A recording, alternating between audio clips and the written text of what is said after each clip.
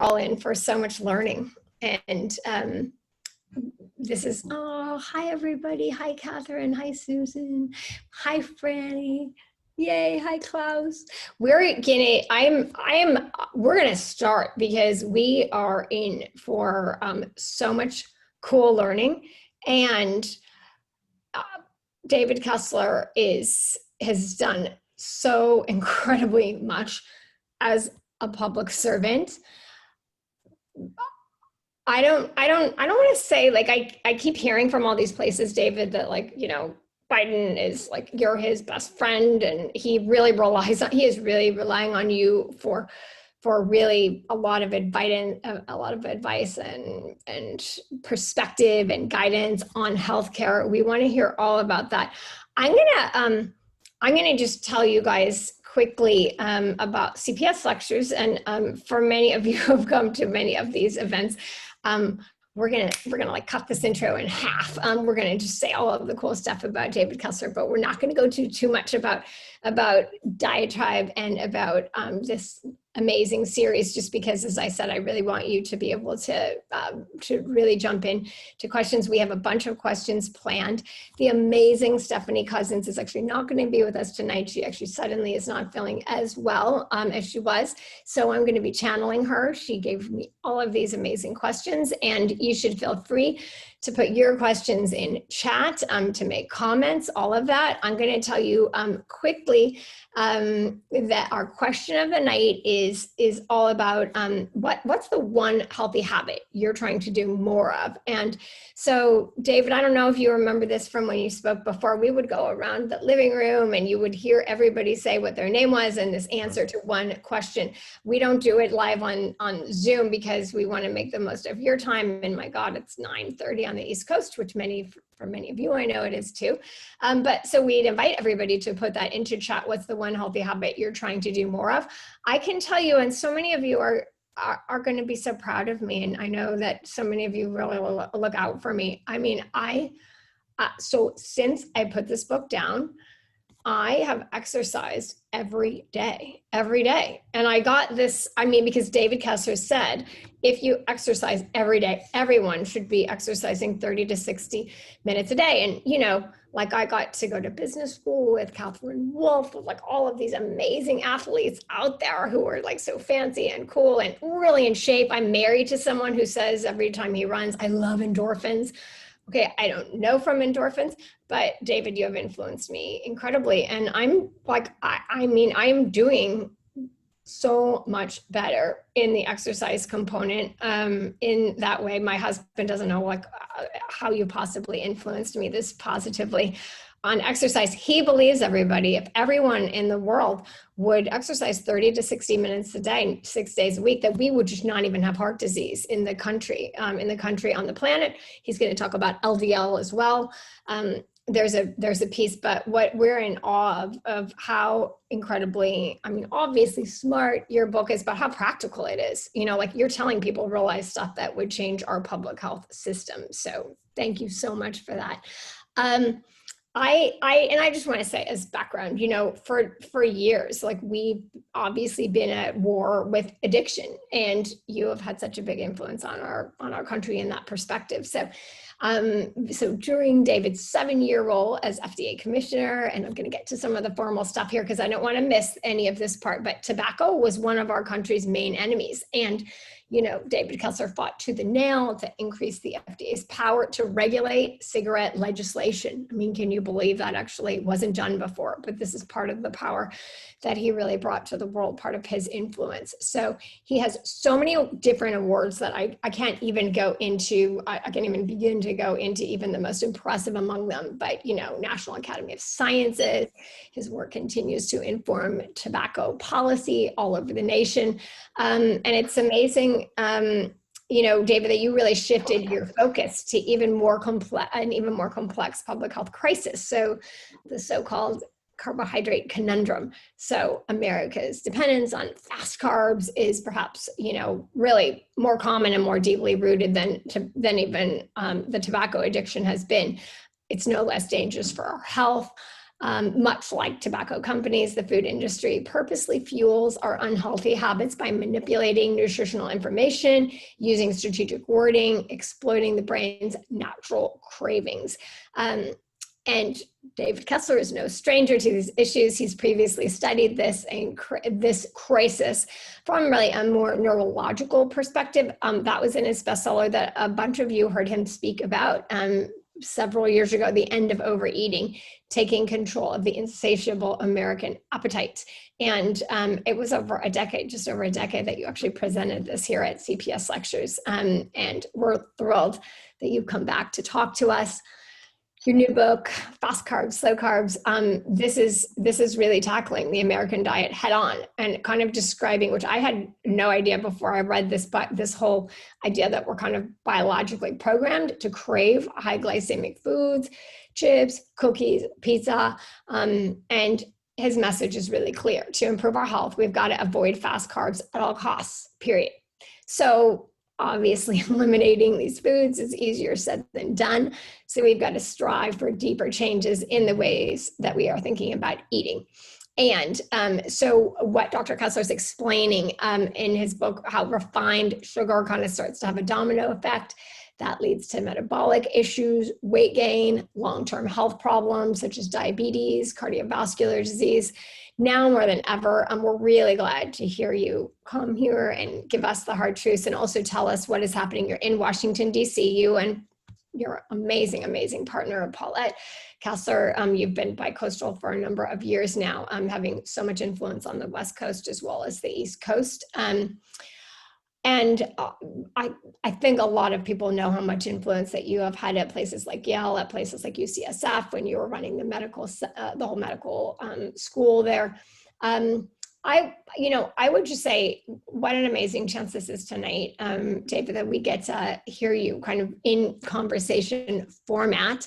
And this is going to be really, really interesting to be able to just be able to ask you what we'd like to be able to know more about as far as this whole like crazy carb thing goes, how our food systems look, and what you are seeing next in our country. So, and I think most people here know, I don't know how many people haven't been here before. Maybe you can raise your hands if you haven't been to CPS lectures before. I know we also have a lot of new people tonight that I'm so happy that you're here. But the series really serves to kind of honor the memory of my father, who was Cyril Patrick Shaughnessy. He died in 2002, and the lectures are kind of, I don't know, he loved conversation and he loved knowledge and he loved learning. And this one tonight, God, we would have been like talking about it for weeks that you're going to do this. So the series is really close to my heart, and I know to many of yours as well. And thank you for that. So many people have been to many of these before, which we're just seeing in the polling.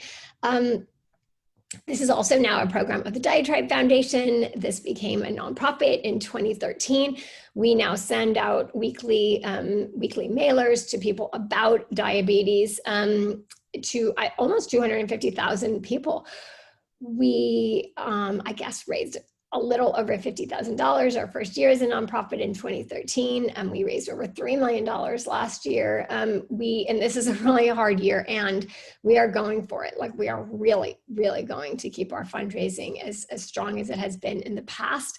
I want to give a huge thanks to everybody who supports the series, who supports Diatribe. Our board is absolutely incredible. They are so impressed that you're coming tonight, Dr. Kessler, and some of them are going to be here with us.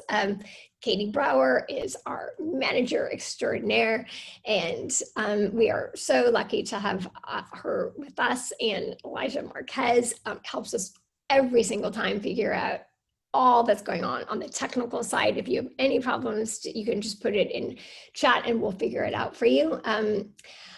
I know you know that I always have to say this, that there's so much influence in the room. You have so many connections out there. No gifts are too large for Diatribe, okay? There's so much good that we can do as we are helping lead people in America who have diabetes or have prediabetes toward heart health, toward kidney health. even on some level, I'm sure toward brain health, emotional well-being is so incredibly important. And that is such an amazing, reason for our series. And it is what gives me huge energy, really to be able to have, the honor of co-hosting every month or so. So again, putting into chat, what is the one healthy habit that you're trying to do more of? And I'm really excited to see what people say. I love it. Oh my gosh, that half of the people here, this is your first CPS lecture. Thank you for being with us. You can sign up free on cpslectures.org. And I love it that some of you have even been to over 50. So I know that everybody knows the drill. Everything that you put in chat will be seen by everyone.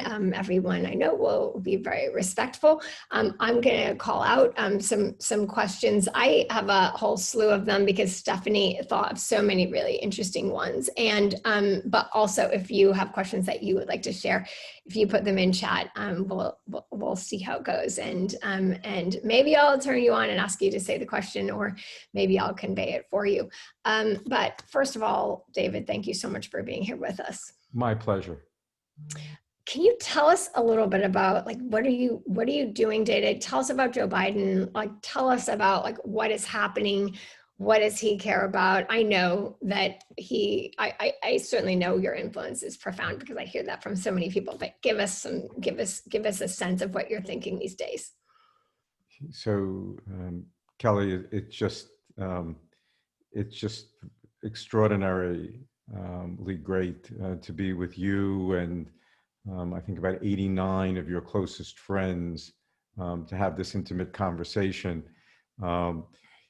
The political stuff is not something I tend to talk about, and deliberately low profile. I think doesn't really express, what because I'm sort of low.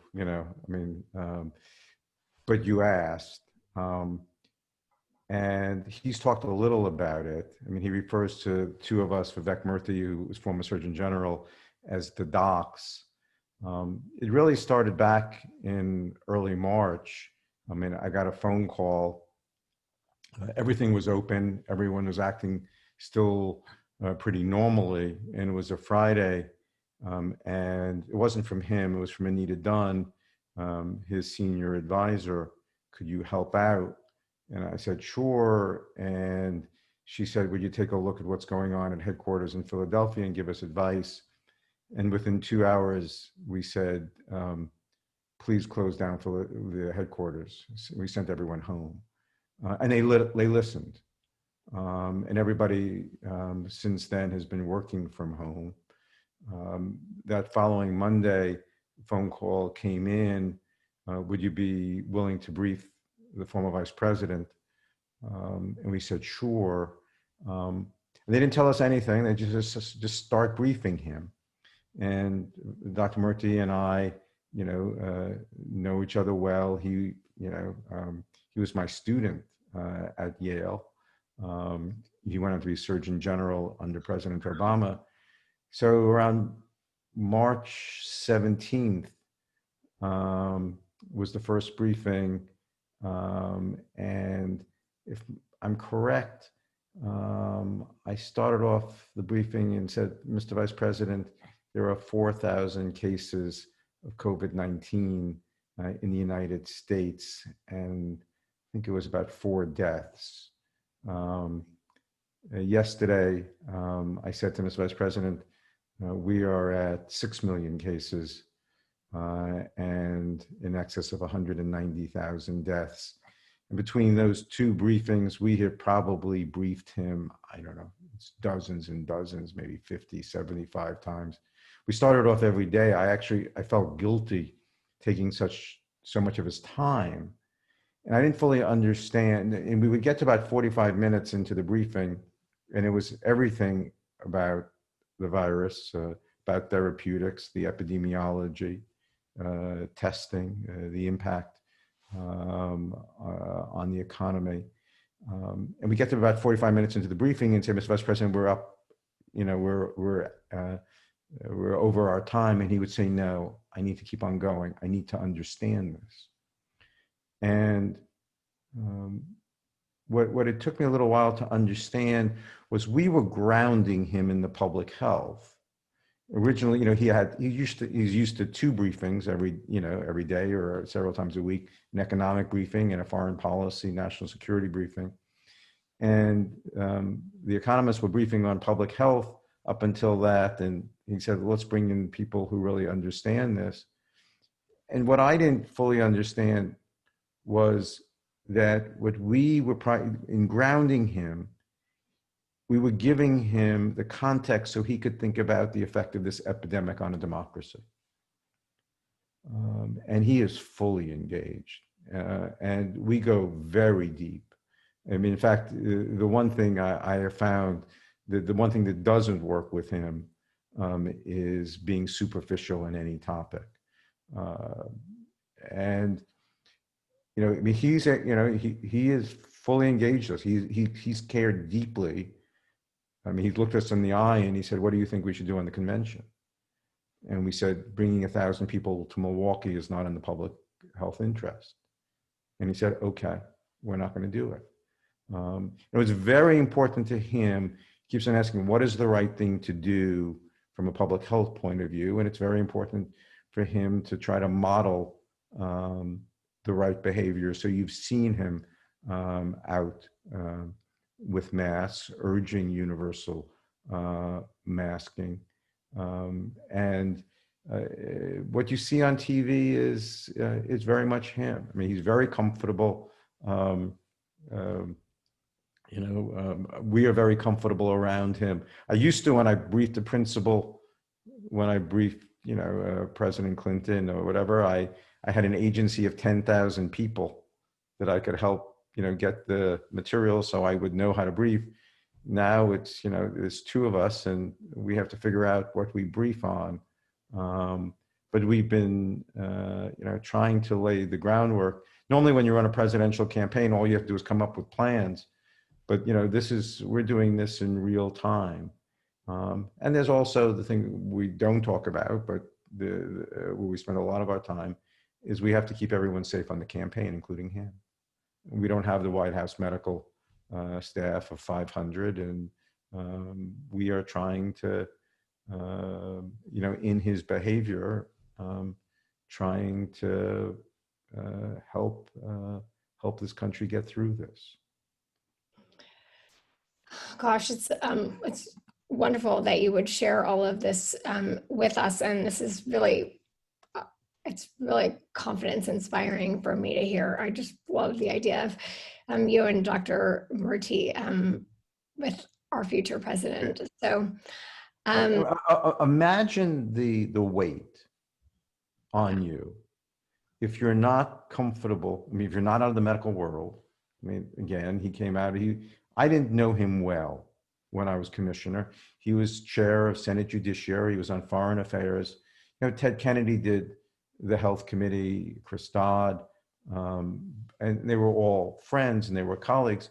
But Senator, I was not close to him because he focused on Judiciary, he focused on Foreign Affairs. And imagine the weight if you are facing this, right? You're not a doc, you're not a public health person, you don't fully understand, you've not grown up in the world of immunology, virology, vaccinology, and you may be responsible, and you may have to step in. Right? I mean, if you look at could I just spend 2 seconds, I will tell you what I said yesterday to him.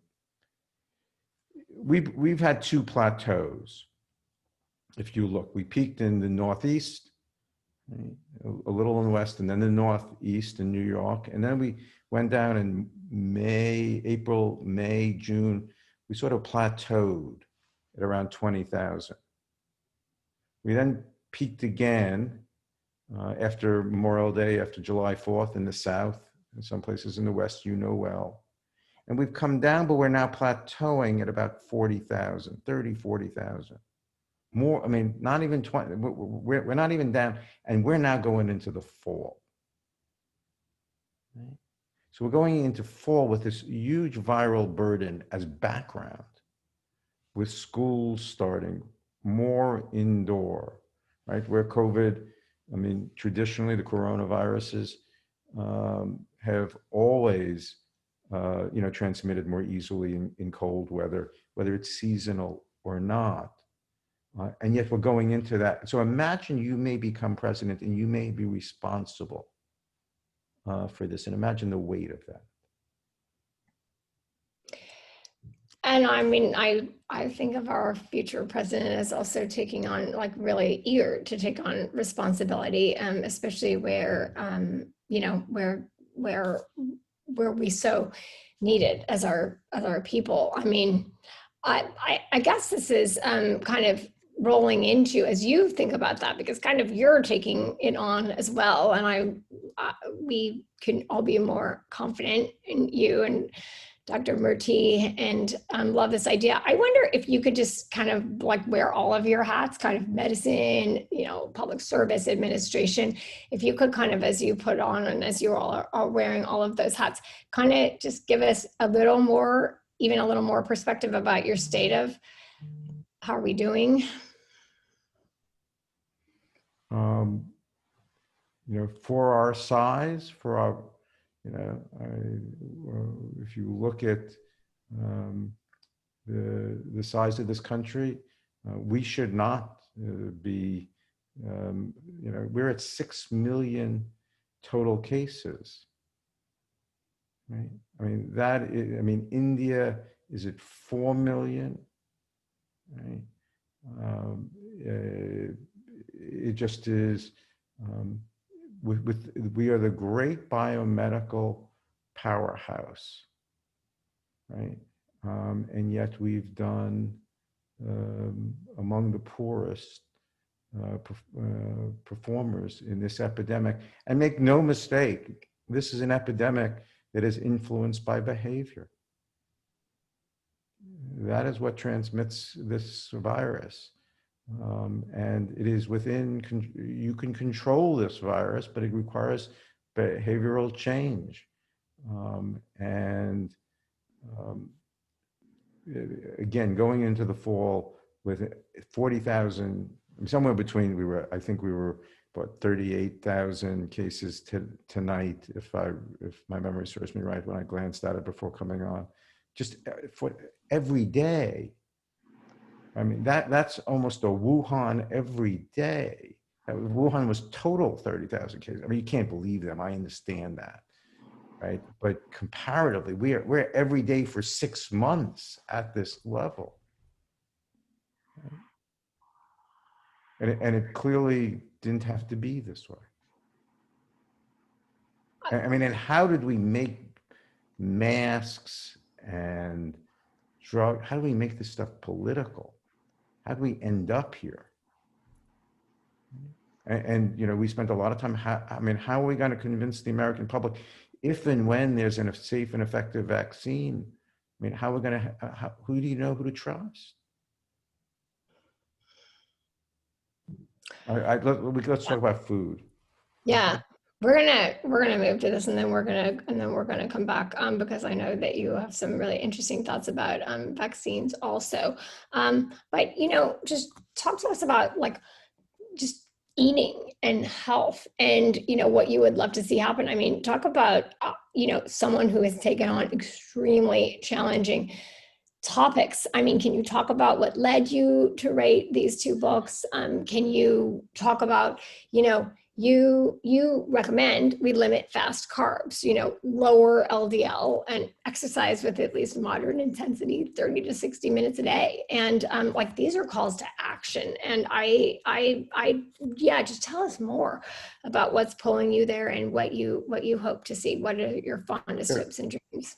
So this started, I mean, very honestly, with a very personal issue that I have found it very hard to control my weight. I mean, I have suits in every size, and I've gained and lost my body weight numerous times. And I just never fully, why is this so hard? Right? And why is the advice so confusing? Right? And I was at a meeting, and there was a postdoctoral student, graduate student, who was presenting, and there were numbers that I just found very concerning. And it was basically that only 12.5% of us are metabolically healthy. If you look at weight, blood lipids, blood glucose, that we just didn't meet the vast majority of us. Our bodies are just in metabolic chaos. And at the center of that is weight. And the question is, if you can control weight, what are the few things can you really cut through all the noise, stay very scientifically rigorous? Because it's very hard. I mean, when you write these books, I mean, it's very easy to write a book that sells a lot, but it's not medically credible, scientifically credible. Right? I mean, just find, one idea, go out, say that's the answer. But if you really want to stay very scientifically rigorous and look at the studies, is there a consensus, if you can cut through the noise, of what really can make a demonstrable difference in people's lives? Right? I mean, and what would be real? So, I mean, I try to figure out and see if I can come down to, and ask experts on all sides of the debate, right? I mean, who vigorously, some of these nutrition conferences you go to, I mean, it's almost even too much, right? I mean, you always, the debate is great, but the kind of going after one another and different schools of thought, and where do people agree? What can people agree on? I mean, and what I tried to do here was to narrow this down and to make this simple, and literally to cut through all the noise. And I think if you want to make a demonstrable difference in your health with regard to cardiovascular health, diabetes, certainly many forms of cancer. I mean, if you cut out fast carbs, we can discuss what those are. If you can lower LDL, I mean, it can be more specific, ApoB containing, LDL particles. And if you can engage in moderate intensity exercise, you do those three things, you can control not only weight, I believe, but you can demonstrably lower the risk of cardiovascular heart disease. And I mean, I think we could see, if we did those three things, I had the privilege of sort of taking on tobacco. We did the investigation in the tobacco industry. We lived that in the 1990s, and we've seen a dramatic improvement in health because of a reduction in smoking. We talk about vaping, and that's obviously the negative side. But we certainly have, when it comes to smoking, cut down the cardiovascular as well as the lung cancer risk. And I think we could have as demonstrable an impact if we can just cut out cut out fast carbs, get LDL down, engage in moderate intensity exercise. We can probably reduce atherosclerotic cardiovascular disease by 70-80%. There's always going to be residual, okay, for certain reasons. But those three things, I am convinced, and I think the science shows that all three are achievable, and all three are within our control. They're not easy in our environment to do those. Again, we don't have perfect ways to reduce LDL. I mean, they all have some risks. But I think those three tools are really available to us to control our health. Yeah, this is such great It's just such great learning. And for anyone who hasn't yet bought Dr. Kessler's book, it's beautiful. It's really easy to read. You feel really grown up reading it, but you read it pretty fast and you get it. I mean, like you're just speaking truth. Because some people haven't read it yet here, can you say fast carb? Like, what is that? What do you mean about it? So fast carbs, I mean, everybody knows fast carbs are sugar. What I think most people don't recognize is that it's not just sugar that's the problem, it's sugar and starch. And it's basically a very high percentage of the American diet.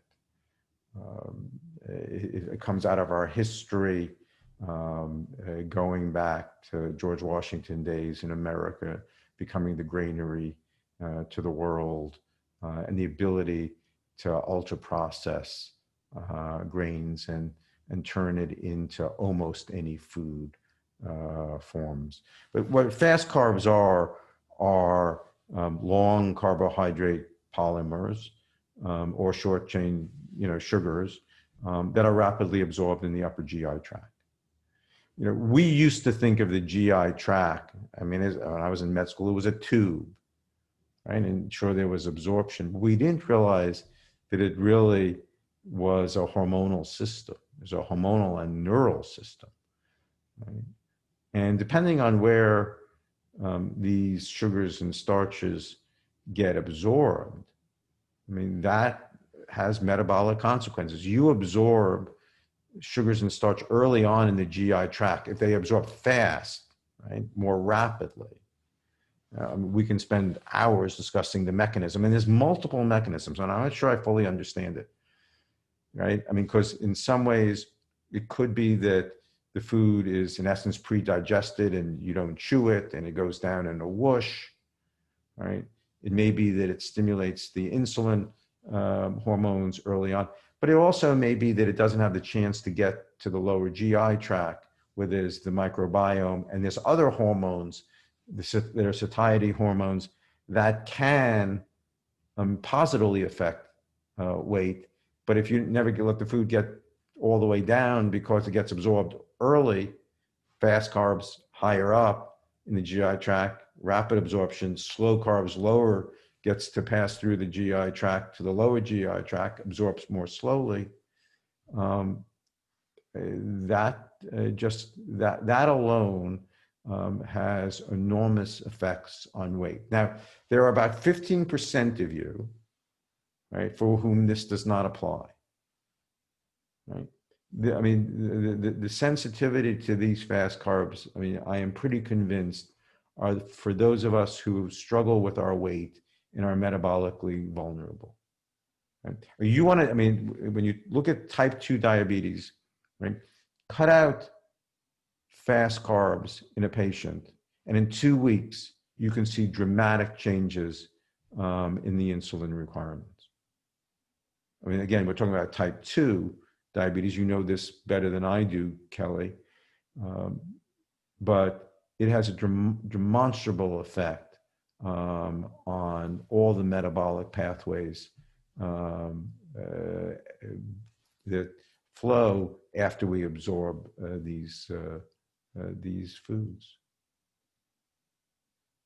We had a good question. There's so many interesting questions and comments in chat, but one was just, it's maybe jumping the gun a little bit, but I think it was Diane who was asking, what are your favorite slow carbs to recommend? That's a great one. The fact is that the best slow carbs, and I'm pretty convinced it's why they're as healthy as they are. I mean, are vegetables, legumes and vegetables. I mean, they are the ultimate slow carb, right? And because first of all, there is not a lot of starch to begin with. In the majority, I mean, certainly there are starchy vegetables, but leave those aside. If you can take those, in essence, if you can leave food in its natural state, I mean, it obviously has to be cooked, right? I mean, you can't eat a wheat berry, you'll break your teeth. It has to be cooked. I mean, we recognize there has to be some processing. But the kind of processing that we did and developed since the 1940s, the extrusion cooking, the taking these grains and exposing them to such intense heat and in such sheer forces in order to change that endosperm, right? I mean, into the thousands of foods packages, I mean, in our supermarket. I mean, just look at the first item in the ingredient panel. I mean, it's going to be starch, it's going to be wheat grain, it's going to be corn flour, and it's just highly processed. So the truth is that anything that looks like food is, you know, I mean, that's almost the definition, right, of a slow carb.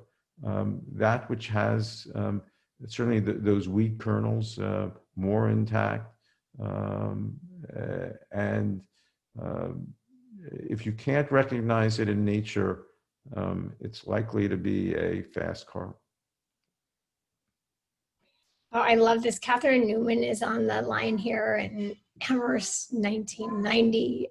Dr. Kessler, he's also a Amherst grad, and she was telling a room full of people with diabetes last night in Chicago these exact same words, like just do it in its natural state. And I wonder about how you think about how is the country able to respond to the ideas about cooking and about, like, it's us living in a more responsible way, healthy way. We would think and hope, because of fast carbs, slow carbs, that we'd be able to do more of that. Do you feel like that? And Valentino, I'm going to put me back on mute now, but you can hear even Valentino's enthusiasm. But like, we should be able to do this. And what are your thoughts on it? And especially in the pandemic, when there's so much unhealthy food that is being to get. You know, the first book, The End of Overeating, focused on the reward pathways of the brain, there is no doubt that fat and sugar, fat and salt, fat, sugar, and salt are highly salient. They can trigger neuronal receptors, and they can affect the emotional core of the brain. Right? I mean, that's why give me a bag of Doritos and I could zone out. Right? I can be in momentary bliss. I do it repetitively. It is a very powerful effect on the brain. 2 minutes after I put that down, I go, why did I eat that? I mean, I feel sick to my stomach. The fact is that you trigger those rewarding circuits that can momentarily, I mean, it make you feel better, but it actually doesn't make you feel better. You actually feel I mean, what it does is you feel worse, and then you have this, and it makes you temporarily feel better, and then you feel worse again, and then you do it again, and that, you know, it's the nature of a repetitive conditioned behavior. This momentary stimulation you get from these highly salient fat and sugar, fat and salt, fat, sugar, and salt. And I focused on the rewarding aspects in The End of Overeating. What I tried to do here was to focus on the metabolic effects, and to focus on how do we really control weight? How do we control heart disease? How can we markedly change our health? And it's just a very simple rule. Cut out these fast carbs, and, you know, start with that, get your LDL down. And as Kelly mentioned, I think exercise is right up there, and we can talk about those. I mean, those three behaviors are all within our control. And if you want to change, you know, and look, I mean, I'm the last one to say, look, these are scary times. We will get out of this. We will get to the other side. Yes, there will be a vaccine. No, it will not be perfect. No, it may not eliminate the virus, but it probably will markedly reduce death and severe disease. So you may get infected still, but it will be much milder if you get it. That's my guess. Yes, there's going to be adverse events. We can talk about the case of transverse myelitis that happened in the AZ trial yesterday. I think there's no reason why we can't have a vaccine. But I understand, these are very trying times, and I'm not going to take away, if someone gets a momentary pleasure and that's how they want, they want to eat certain things, more power to them. But if you want to control your health, if you want to be healthy, let me just at least cut through the noise and say, look, the one thing I can assure you, you follow these three things, I'm pretty sure you can demonstrably change your health and feel better because of it. Yeah, it's so interesting. We've been talking a lot about stigma at the Diatribe Foundation, and it's really interesting. Stigma, responsibility. I know you didn't really mean it. If you want to do this, more power to you. But maybe for some of us, it's almost meant to be. I don't know if it could be meant to be harder, but how you think about responsibility is an interesting question. I think also just kind of related to that, if we were to turn our back on, if we were to turn back to the clock kind of on the food system, and we're still eating a diet that didn't incorporate ultra processed foods, what do you think would be different about our world? Because I wonder if maybe then that can come back to behavior. Like we all do play a role, So let me assure you, anyone who, if you're 350 pounds, right? If you struggle with your weight, if you can't, none of us, let me assure you, are strong enough, smart enough, good enough to be able to deal with the power of those neural circuits. They are just very powerful, right? You have to almost trick yourself, right? And find something that is more rewarding, right, than that fat, sugar in salt. So, be very, I just want to be very emphatic. The problem, is not the person who struggles with their weight. The problem is the food, right? Because let me assure you that those neural circuits get laid down when somebody's 4, 5, 6, 8, 9, 10. That 8 or 9-year-old who develops those rewarding set of circuits, that sort of conditioned learning, didn't choose to lay down those circuits, right? Because there is no choice, for that child, right? And those circuits last a lifetime. Yeah, this is so interesting. We're getting really philosophical. It's not totally. Are you going to open up and just unmute everybody?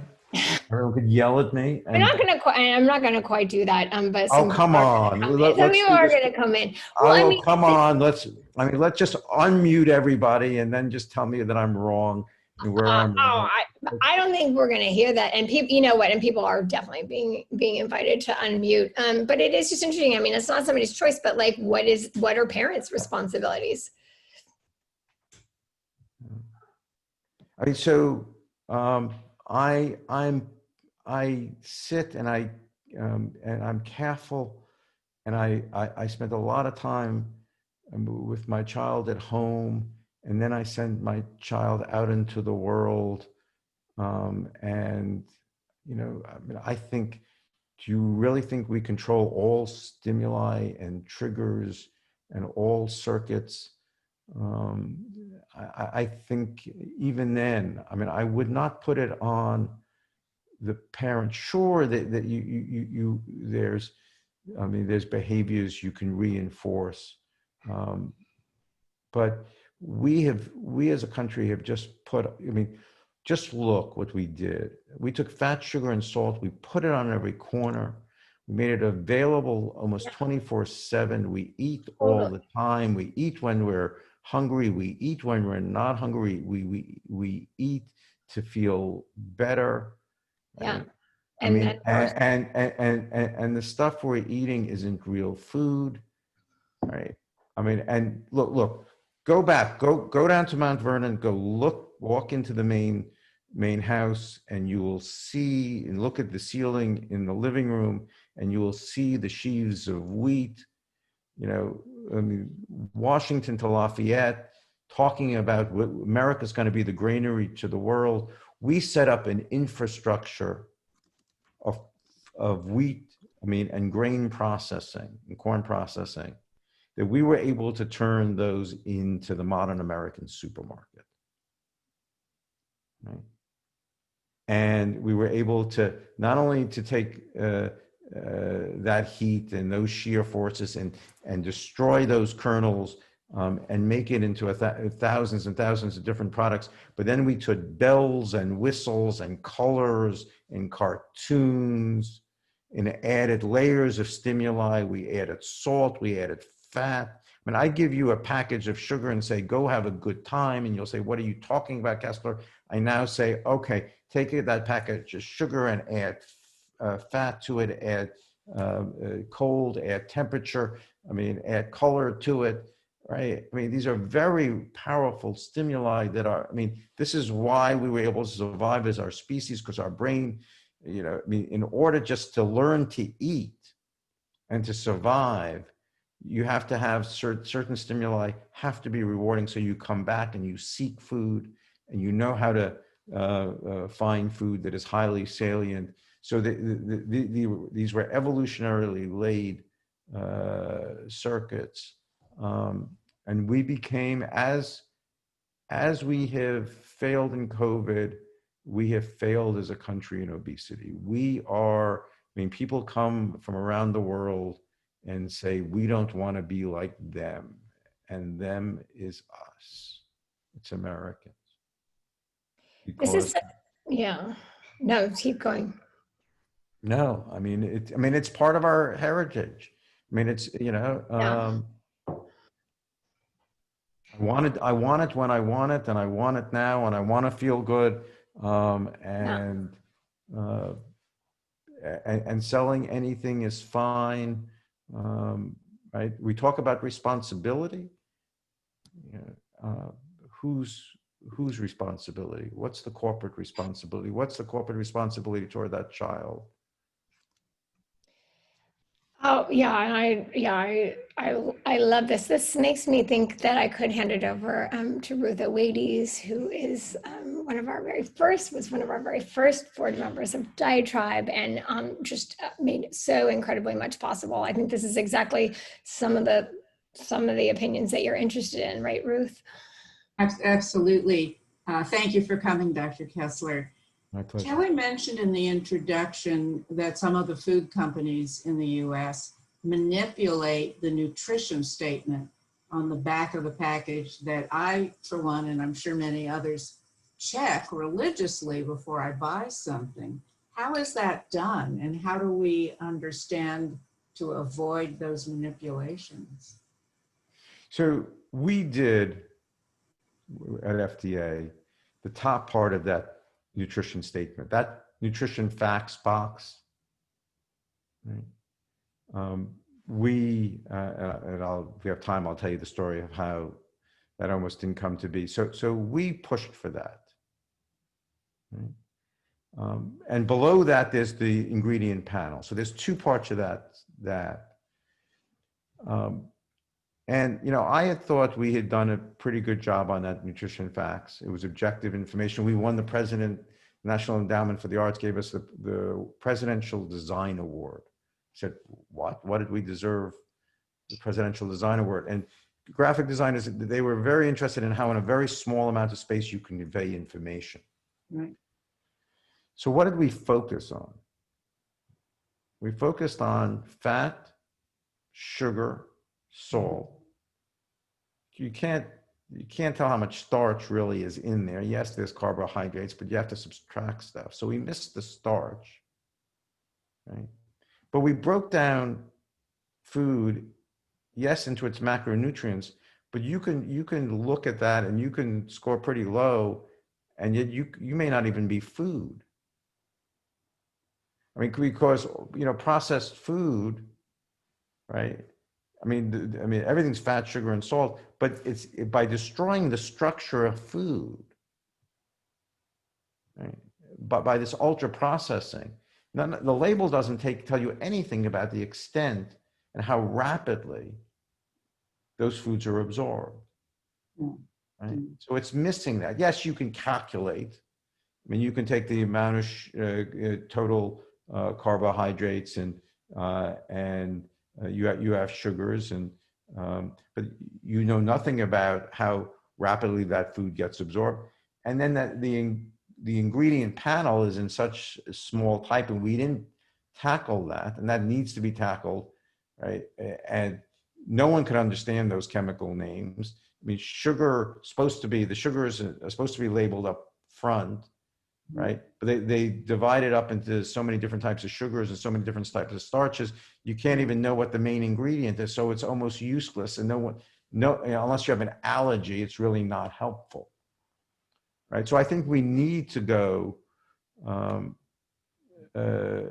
think there's still major improvements in the food label that can occur, and one of them is how much processing and what's the processing that really is involved, and what does that do to how rapidly those carbohydrates are absorbed. Is anybody looking at that at the current time, or is there too much dissension in Washington to even think about it? Yeah. I mean, I think people care about it. There are certainly groups that care about it. I chair the board of the Center for Science and the Public Interest. I mean, they've always cared about this. But look, I mean, there's no doubt that first order of business is to get us all through this epidemic. Of course, yeah. Right? I think once we get to the other side of this epidemic, I think we'll want to, regain our health. I think there are things people can do during the epidemic. I'm not saying put it off, but I see a pretty busy first year for any administration beginning 2020. And these are things that need to be attended to. And the food industry is not going to do it voluntarily. I mean, the food industry will only do it, if people want change and demand change. And then the food industry will be happy to do it. They'll follow, but they're not going to lead here. Mm-hmm. Thank you. Carrie Portis, would you like to step in?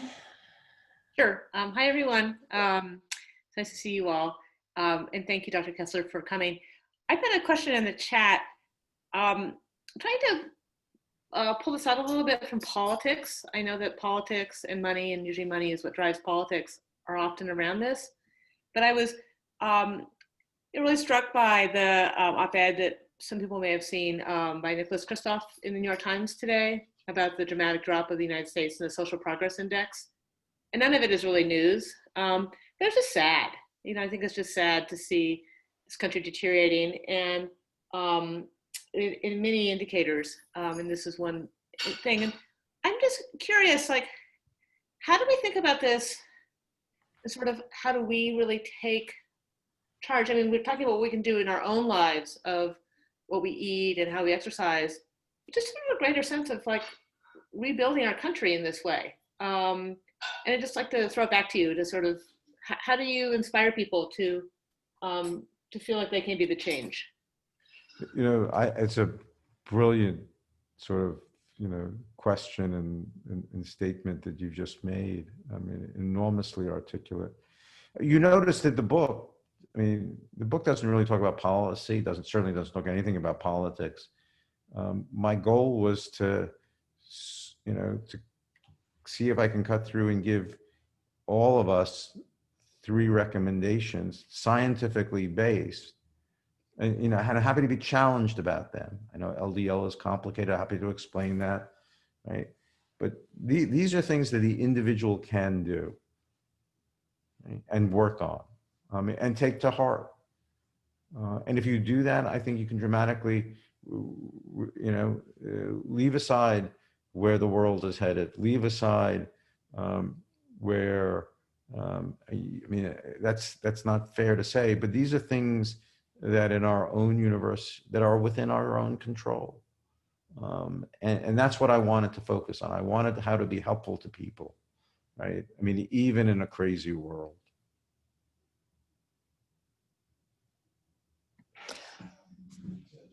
I wanted to ask, and gosh, thank you. And I so agree with you about what you said about Carrie. And this is as we know her at this series.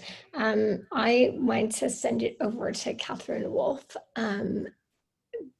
She's got a really practical question, and I'm struggling to find her unmute button. So hopefully she'll find it. Was it the question about cholesterol? Yeah. I'll actually have my wife Susan ask the question because she was the one that I thought that yes, there's lots of details that certain practitioners can give in breaking down in a more detailed fashion the story behind cholesterol and, you know, disease, and whether we should be decreasing proteins and animal proteins or increasing carbs. And one of your colleagues wrote back, or someone on the chat wrote back to me, which was very nice, a cancer clinician, I think, or an expert. But so I think it's an interesting question in fast carbs and slow carbs, because I think a lot of proteins or natural fats, you know, avocado, olive oil, and coconut get bad raps by practitioners and trying to lower cholesterol, when there might be a more positive correlation between fast carbs and cholesterol than there are in those supposedly bad fats and cholesterol. So let me step back for a second. It's a great set of questions, and let me just step back for a second. I mean, I've spent a lot of time, I mean, pre-COVID in Europe, because I think the European cardiologists are even ahead of the American cardiologists.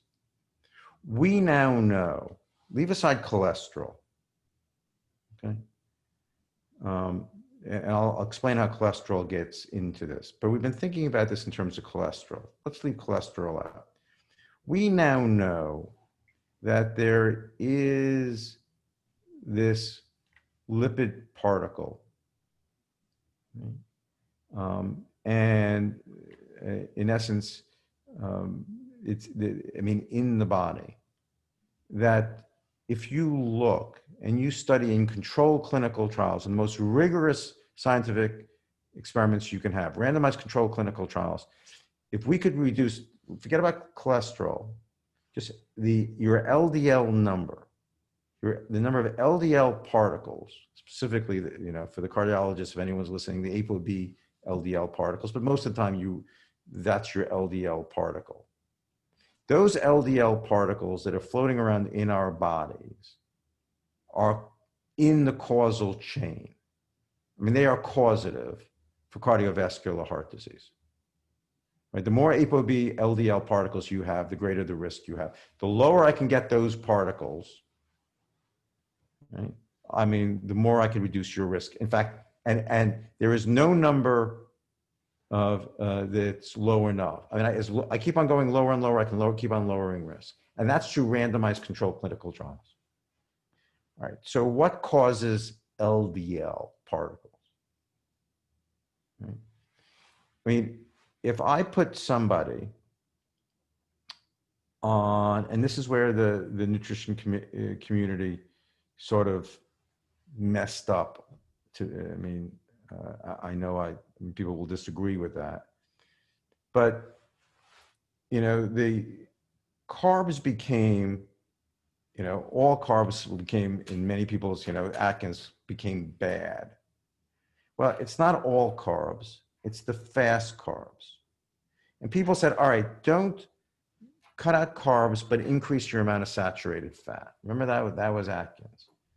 So if I do that to people, and I do that in controlled clinical trials, on average, and I switch you to, I cut out carbs and I put you on saturated fat, your LDL is going to go up on average, probably 10%.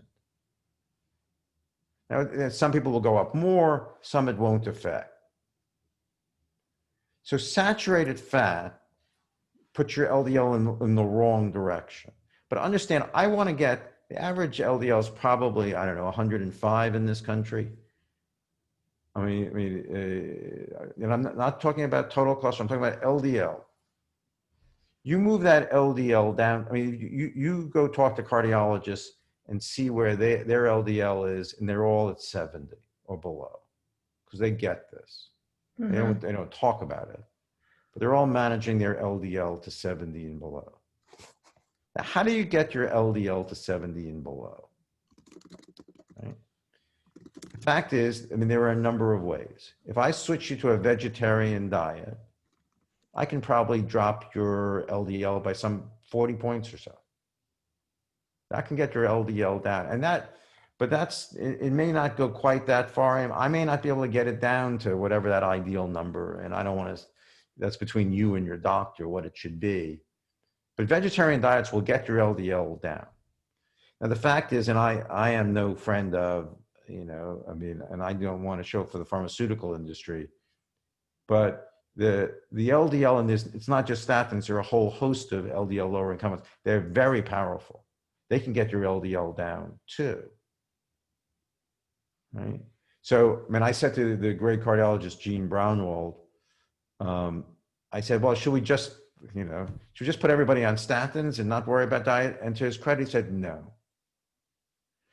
So the fact is, it's saturated fat, okay? Not monounsaturated fat, right? But saturated fat, the animal fats primarily, are going to increase your LDL, and that puts you in the wrong direction. And my goal is to get your LDL down. Now, I also want to get LDL down, I also want to get your triglycerides down, because they can affect LDL. So it's not just saturated fat. And fast carbs can affect your triglycerides. So I want to get your saturated fat, I want to get your triglycerides down, I want to get your LDL down. So, the reality is there are a number of different ways to do it. From a diet perspective, plant diets are the optimal diet to get your LDL down. That's not achievable for everybody. I'm never going to be able to be on a plant diet entirely. But the more plant-based diet you can have, the better your LDL. And for some people, you're going to need, the reality is you got to talk to your doctor and see if you want to put yourself on a pharmaceutical agent. But that's between you and your doctor. The goal is to dramatically reduce LDL, and there are just a number of different ways to do it. But saturated fat takes you in the wrong direction. Yeah, so this is so interesting. I'm going like Siri, like where is One Medical and where is this and where is my panel and what does it say? Mine happens to say 87, but it's so interesting. Like I work in healthcare full time, and I get to work with this amazing team, and I get to go effectively to 40 scientific conferences a year. And still I'm like, wait, where is that? And what is that number? That's so interesting. It kind of goes to like owning our numbers as well. I won't ask you to comment on that, but I think everybody at least owning our numbers and knowing what they are. I want to hand it to— And there are a lot of numbers you don't have to know. You understand? A lot of this is complicated. It used to be HDL, is total cholesterol. Just know what your LDL is. Talk to your doc about getting that down. What would your doctor like that number to be, especially, okay? And let me get, especially if you have issues with your weight. Yeah. You have any metabolic diabetes consequences, which is the vast majority of us, right? Not all of us, the vast majority of us. If you have issues with your weight, and if you have any risk factor.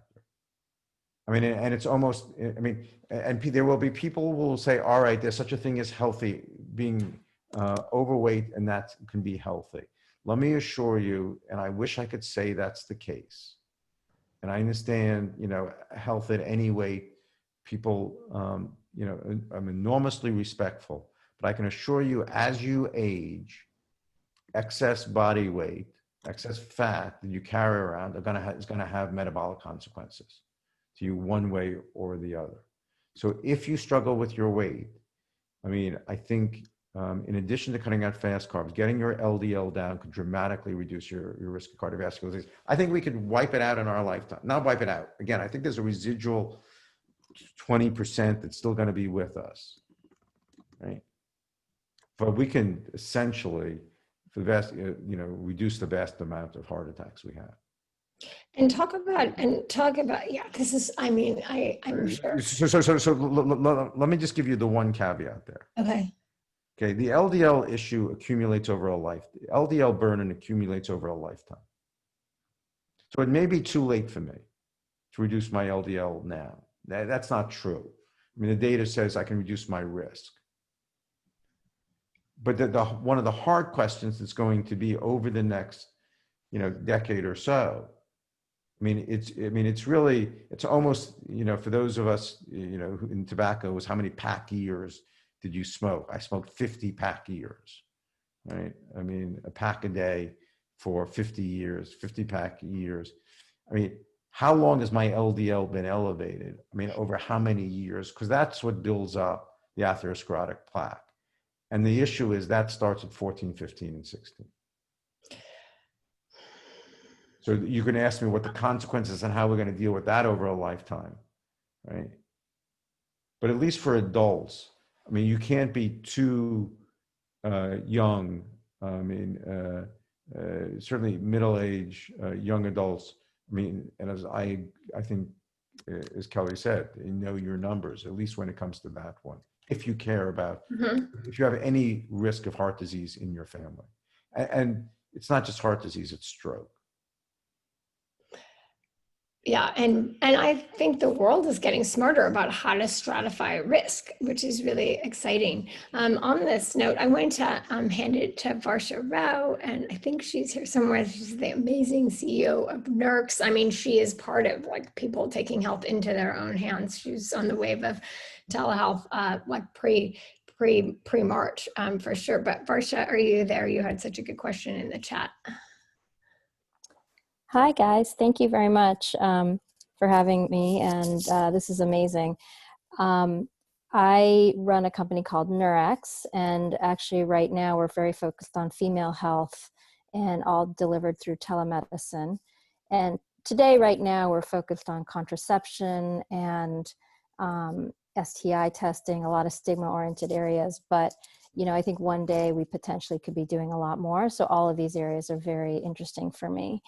I guess I have a question specifically about what feels like a incredibly challenging balancing act that I personally feel like I go through every day to make sure that, I'm thin actually, so I'm not fat. I've never been heavy, but trying to balance my, low saturated fat, if not, kind of keep that number down really low, and have the right kind of carbs and have like not too many proteins so that I don't overwhelm kidneys. I mean, I'm not old really, I'm 50, but I don't know, maybe I'm paranoid about all these things, but it feels like, I don't know, it's like, it's a scientific formula every day about like, and so then there's like not much to eat. I know it sounds like a very, I mean, it sounds depressing. It's not. I mean, I feel like I've found things, but I just love to hear a little bit more of like what exactly are slow carbs that are healthy? What can you feel confident eating versus like kind of this constant like worry?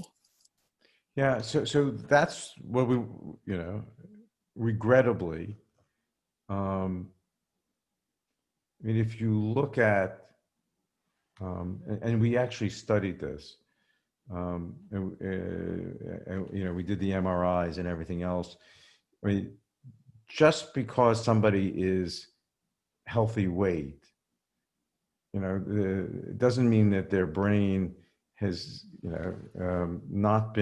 doesn't have the neural circuitry lay down to find all this fat, sugar, and salt stimulating, and you're constantly triggered, and you become, in essence, and I'm not saying this is not your question, but and it's not you, but there are plenty of people who are thin, but they're living in absolute torment, right?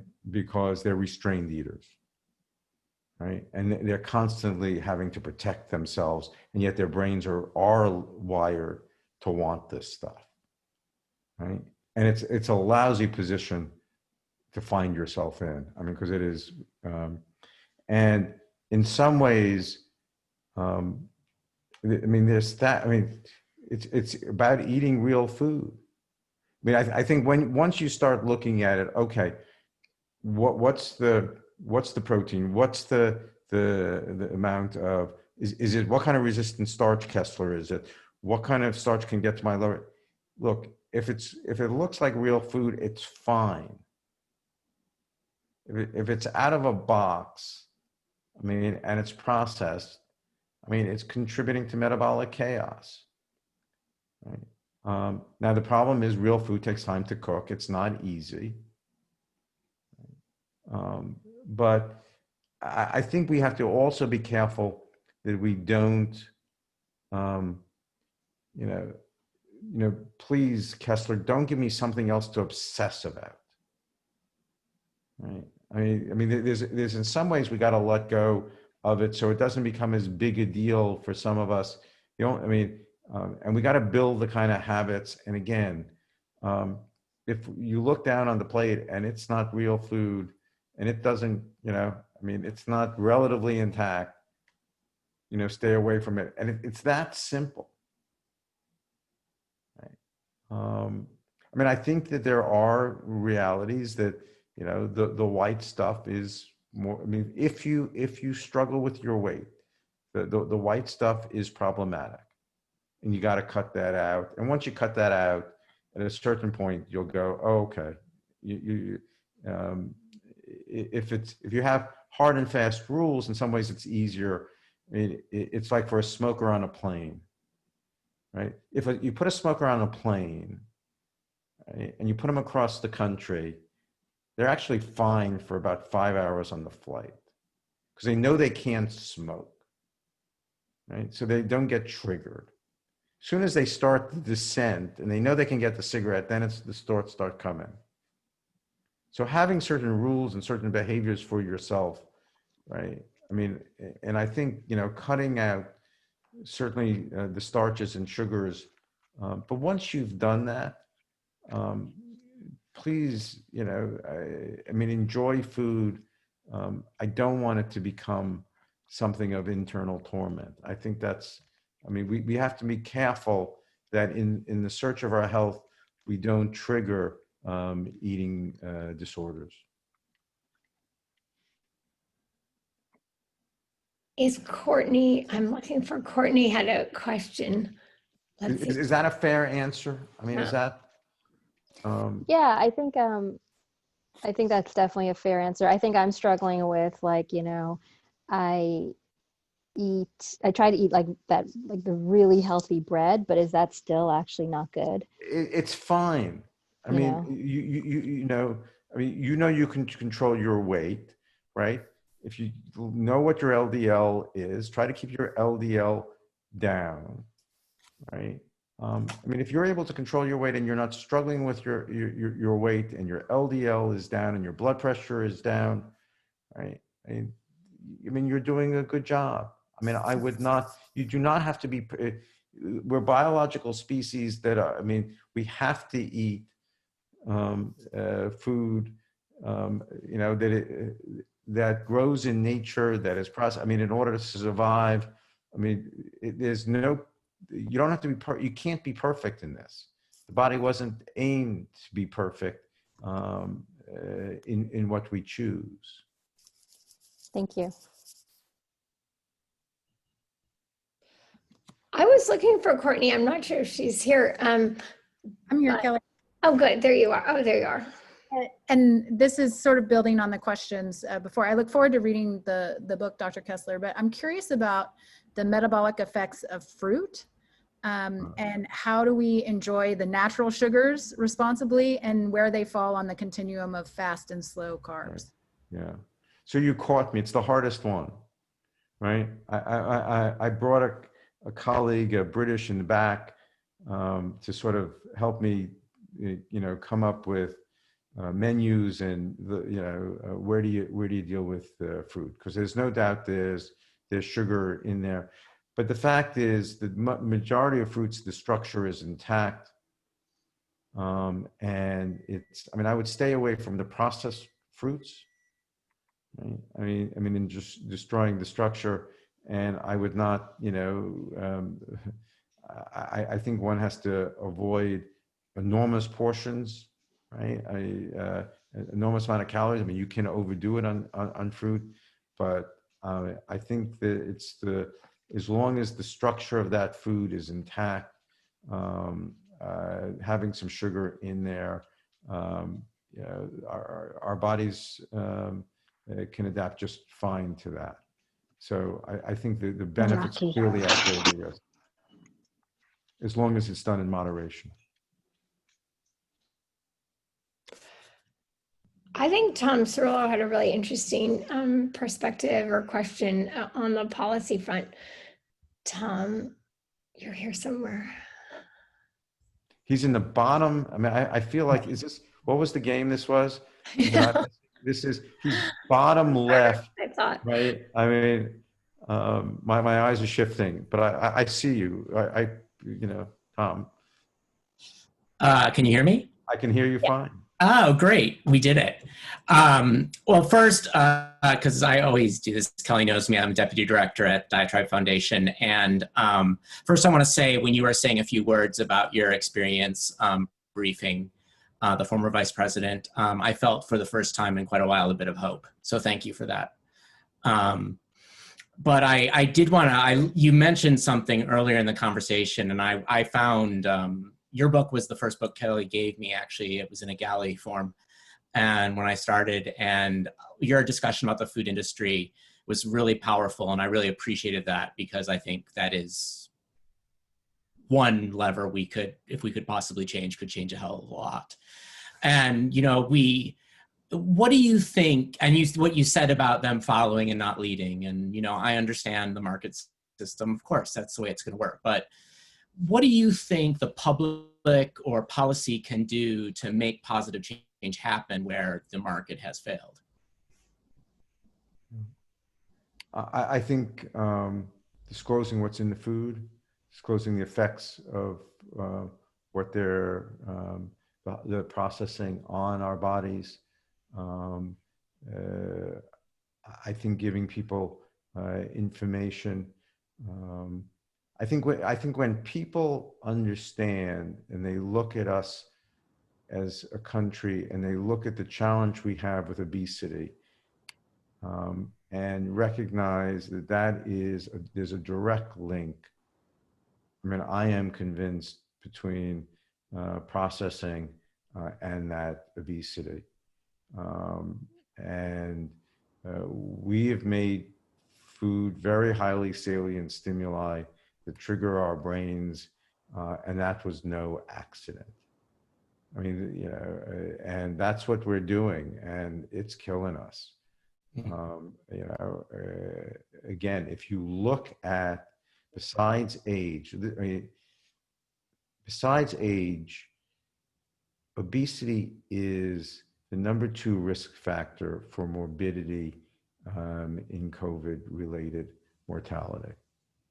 Now, I don't understand that, and it's absolutely essential that we understand that. I don't know whether it's decreased immune function. I don't know whether it's decreased lung capacity. I don't know whether it's cytokine storm and inflammatory disease that results, but it is striking, right? Put 2 people, it's not going to decrease your risk of getting infected. But all the data that is held up for the last 6 months, internationally and in this country, is that obesity is a major risk factor. Now, is it the hypertension? I mean, it's complicated, right? And we haven't been able to sort it out. And that obesity is a direct result of what the industry is putting, in our supermarkets. Yeah, I know the argument, you don't have to buy it, eat it in moderation. They've been telling us that for decades. But these are very powerful stimuli. And once we recognize that, we're doing this to ourselves and they're part of that chain, and it starts with that. I think we have, but we haven't called them out yet on it.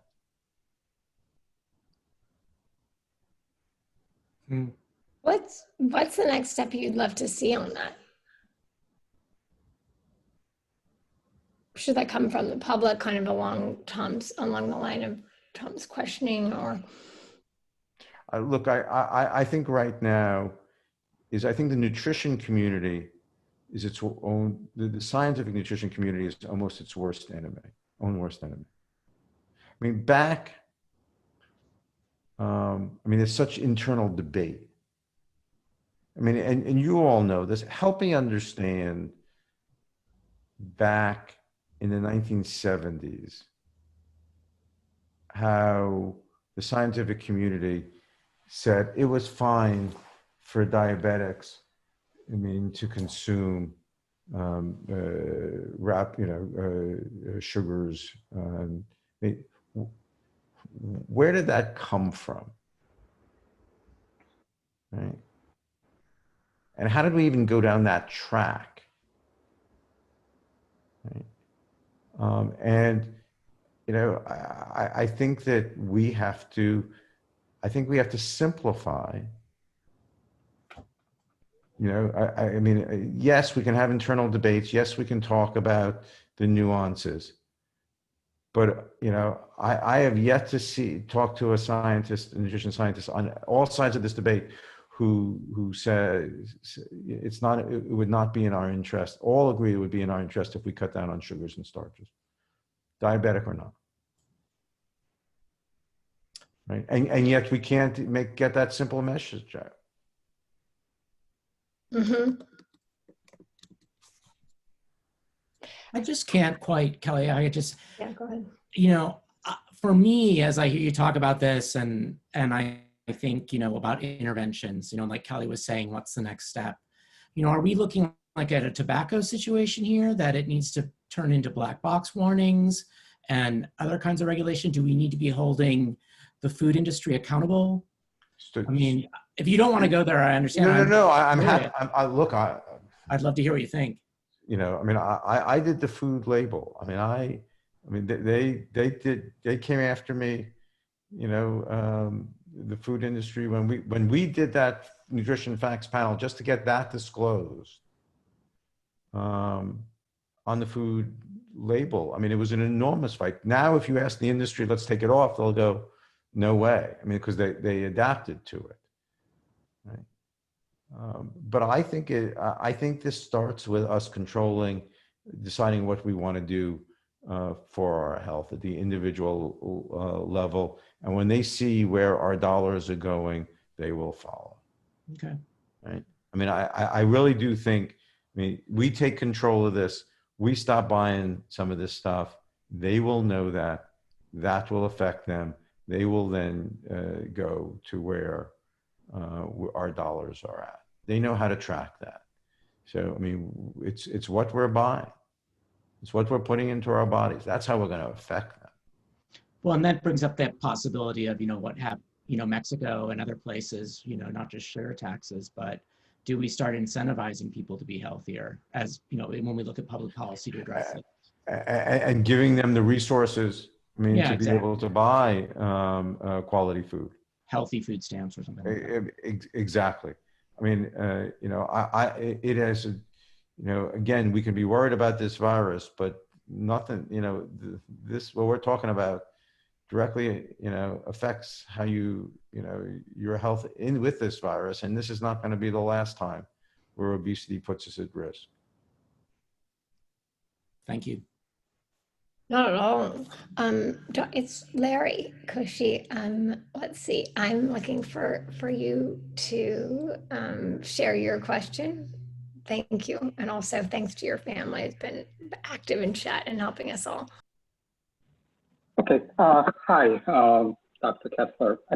We may have met at some point. I'm at Kaiser Permanente currently in the Division of Research. We have. Nutritional epidemiologist. Yeah, and and I've seen you at like Amherst reunions even because we're like 5 years apart in terms of graduation. But so you had mentioned that weight is like a major risk factor for COVID-19, not the infection per se, but development of the disease that the virus causes. And I actually have a grant that's going to be funded from the National Cancer Institute that's going to be looking at COVID serology, antibody persistence, and sort of, and that type of thing. A little bit out of my comfort zone. But one of the things that I've been wondering is whether when we conduct a survey, that these will be of Kaiser Permanente members, if we should add some food-related questions, because my background is in nutritional epidemiology. And so I'd be interested in whether food plays a role in severity of COVID-19 and sort of consequences of viral exposure. Do you think that makes sense from your understanding of where things are? So, I mean, I have, I've had in conversations with, for example, my friend Daria Mazafarian, who's dean at the Friedman School. Mm-hmm. We have to figure this out. I mean, correct me if I'm wrong. I think no doubt that obesity is a risk factor, a very significant risk factor. We agree on that? Yeah. Mm-hmm. Well, I mean, age is the primary risk factor, and then of course, and then obesity seems to be a very significant risk factor. Fair? Mm-hmm. And I think we do not know why it's that higher risk factor. Also fair, right? Yeah, I think that's fair. Yeah.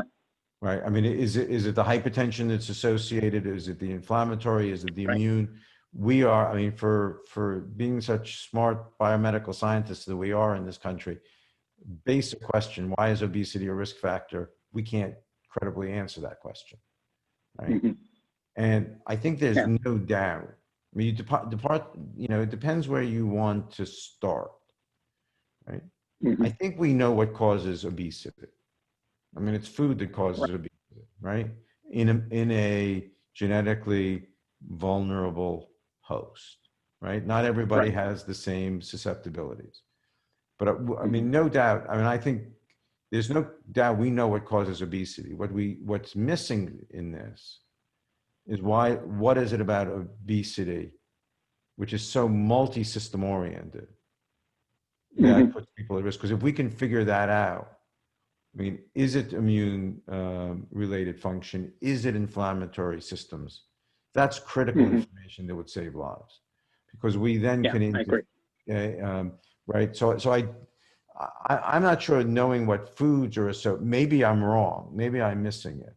But my guess is it's the downstream effects of obesity, right? Which rather than the causes of obesity. Yeah. I mean, I think that's probably right. Yeah. Yeah. That makes sense to me.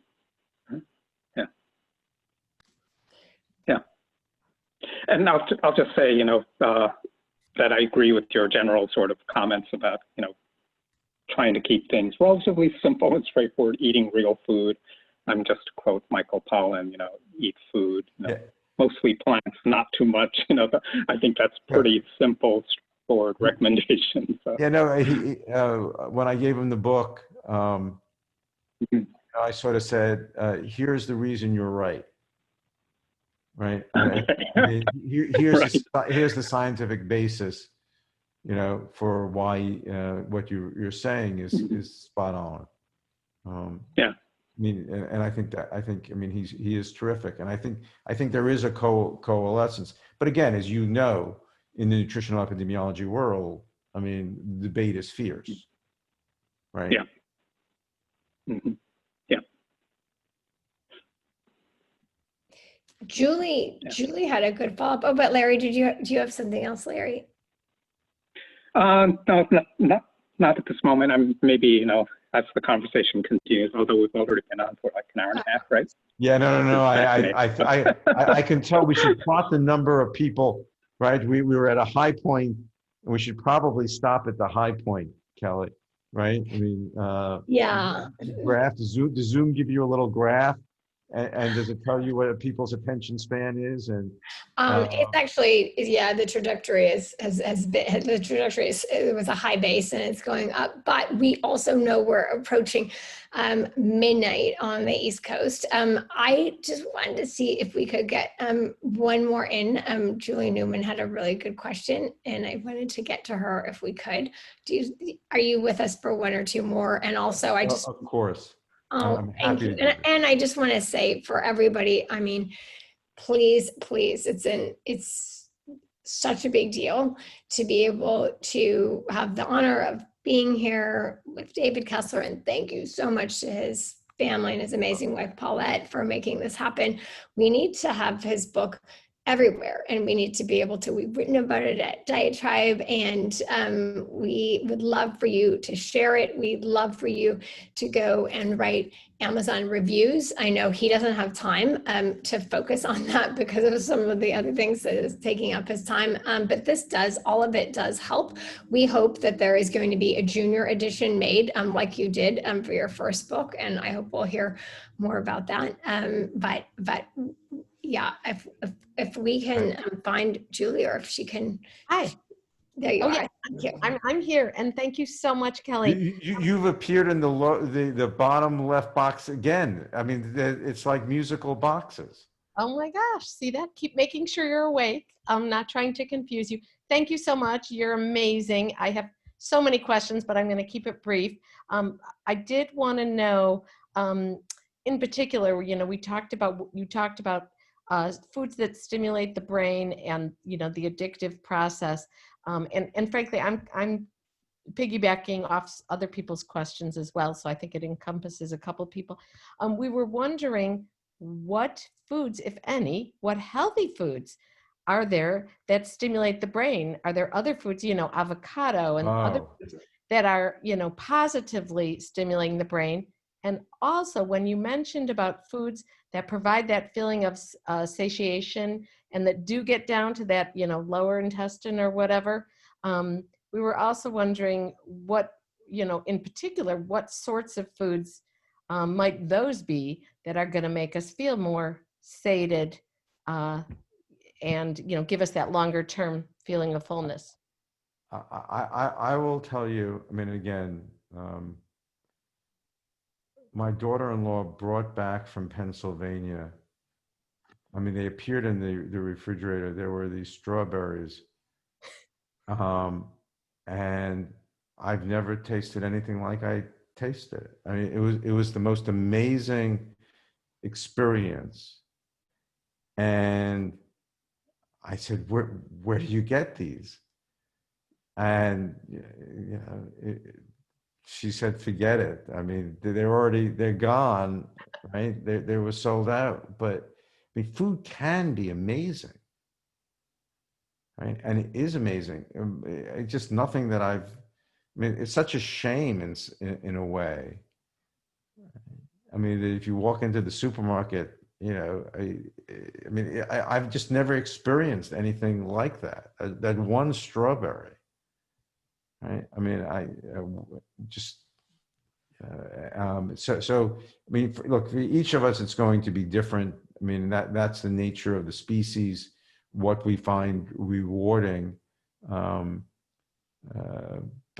food has to be enjoyable, right? I just don't think it has to be as highly processed as over the last 30, 40 years. And when you mentioned highly processed, I just wanted to confirm. I think a lot of us, especially those of us with diabetes, are always looking for high fiber foods and have been taught by nutritionists that the more fiber, the better. And therefore, while white bread, white cereal, white rice, white pasta is not good, if we use, whole wheat or or bean-based, lentil pasta or whole wheat naan or whole wheat roti, it's any better. And I'm wondering, given what you're saying about processed, how you feel about that. Yeah, so understand, you know, I mean, why is fiber so good for you? Slows the absorption. Well, it's lower absorption, right? I mean, and it also is synonymous with structure of the food being intact. I mean, that's why, I mean, look at what the vegetables, look at the legumes. I mean, that is high fiber. It's low in starch. Now, is it the higher fiber or is it the lower starch? Which is it? We can ask Larry, to sort that question out, and he can spend the next 30 years because they're two sides of the same equation, right? But there's something about the structure of foods and leaving food as unprocessed as possible that's synonymous with greater structure, it's greater fiber, it's less starch, it's less rapidly absorbable, right? I mean, now how to parse that out in which grains, which ones are resistant, which ones are slow starches, is it pumpernickel, is it sourdough? I mean, and again, the problem, let me just leave you with the whole grain story, just so you understand what happens.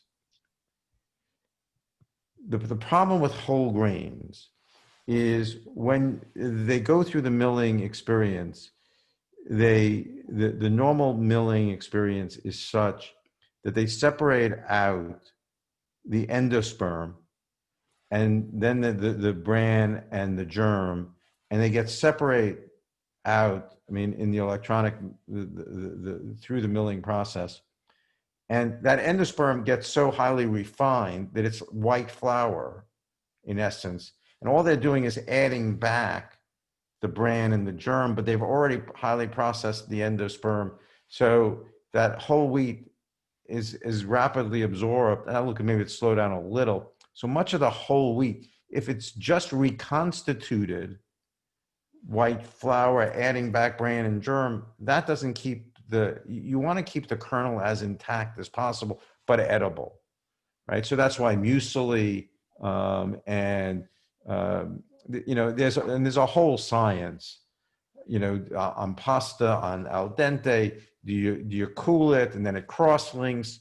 I mean, in some ways, I mean, you can either love getting into it or you can drive yourself nuts.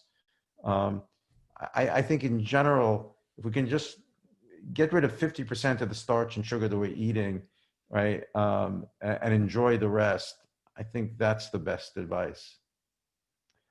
Kelly, I really appreciate the evening. I sit in awe of your energy, your good nature, your public and community, the care which you show all of us, and just the enthusiasm about life that you exude. So, I mean, we all sit in awe of you. So it's a privilege to have been with you. Thank you so incredibly much. And I love how many things that we all now have to think about. This is going to be dinner tables and breakfast tables and lunch tables, I mean, for so long. David, I want us to support your writing way more, and I want more people to know about it because there are a million things that you could be doing, and let's us do this so you can have more of the conversations that you're having in Washington. We're all in awe of you. One last thing, we put Vivek Murthy's book up also. I mean, together, like you have helped us be together tonight. And this is what keeps so many of us going, for you to be here and to create this community for us. So thank you so much, David. And we'll give you and just everyone stay safe. Just give us a couple of more months.